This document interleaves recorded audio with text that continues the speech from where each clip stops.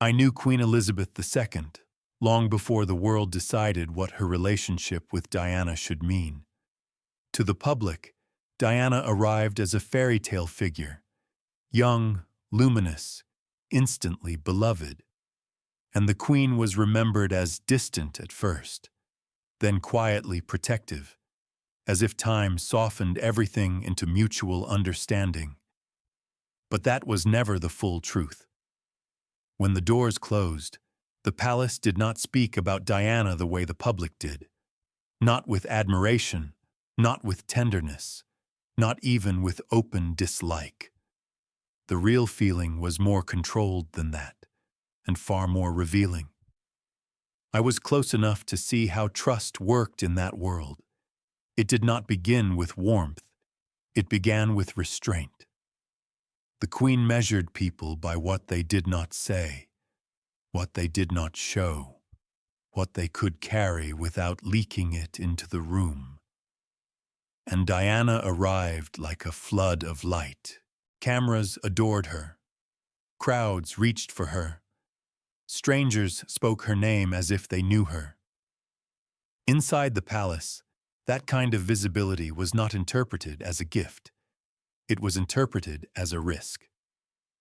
I remember moments that never made it into the public story. The way conversations shifted when Diana entered. The way a room would fall into a kind of careful quiet after she left. Not gossip, not cruelty. A quiet that felt like a decision.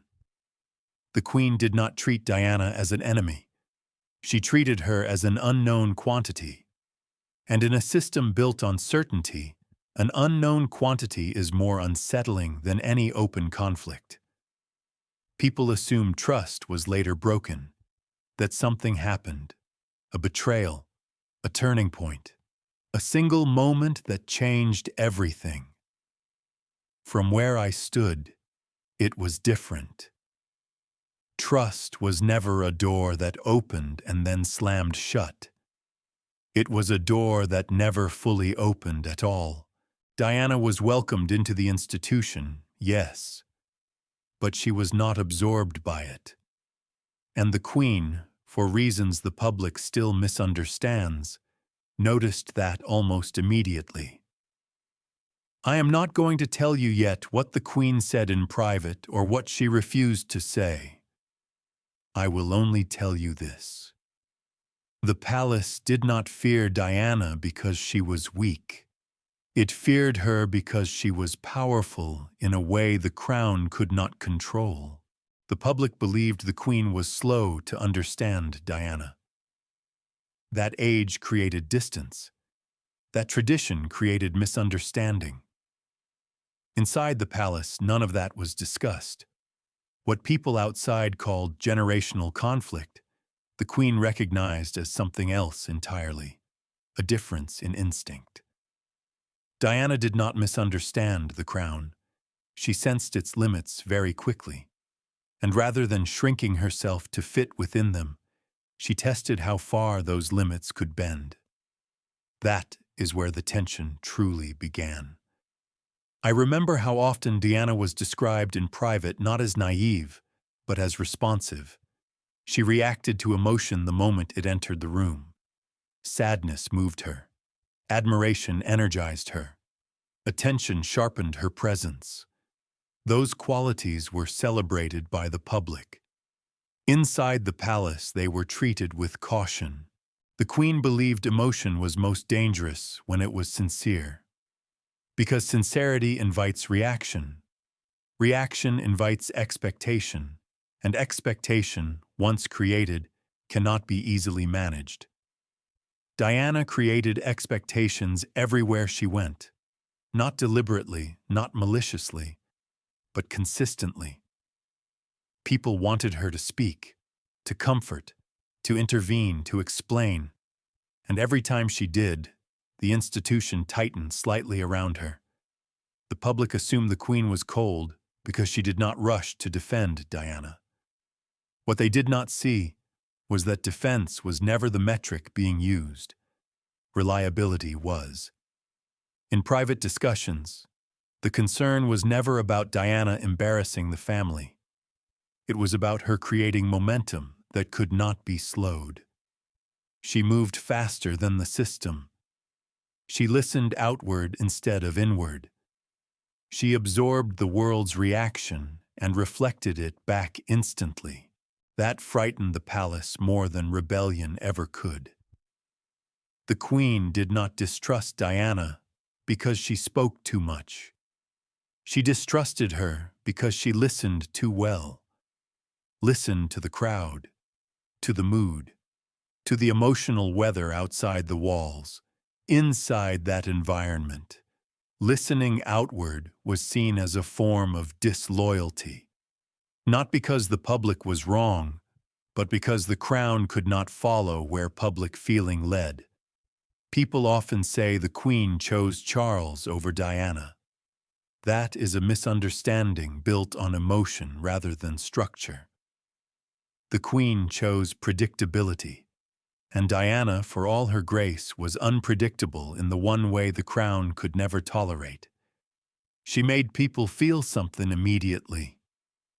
From where I stood, that was never going to earn trust. Only distance. There were things about Diana that were never discussed openly. Not because they were scandalous, but because acknowledging them would have meant admitting the system was vulnerable.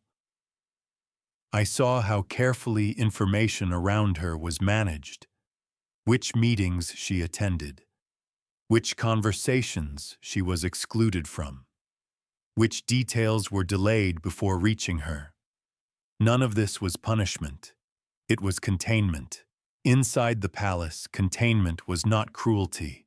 It was policy. Diana sensed it. She sensed when rooms closed a little faster than before, when briefings became shorter, when decisions were already made by the time she was informed. The Queen watched all of this quietly. Queen Elizabeth II rarely intervened directly. She believed the system revealed people more accurately than confrontation ever could. And Diana revealed herself in small, telling ways. She asked questions that were never asked before. Not about protocol, but about feeling. About why things had to be done a certain way. About whether tradition could adapt rather than endure. Those questions unsettled people who had spent their entire lives believing adaptation was a form of weakness. I remember a moment when Diana returned from a public engagement visibly affected. The crowd had been emotional. She had held hands longer than expected. She spoke about it afterward, about how deeply it had moved her. The response she received was polite, controlled, non-committal. Later, in private, someone remarked that Diana did not know where to place what she absorbed. That phrase stayed with me. She absorbed too much. The Queen noticed this early on, not with judgment, but with recognition. She herself had been trained to absorb and then seal, to feel privately and perform stability publicly. Diana did not seal. She carried emotion with her from room to room, from public to private, from strangers into the heart of the institution. That made her human, and that made her dangerous to a system built on emotional separation.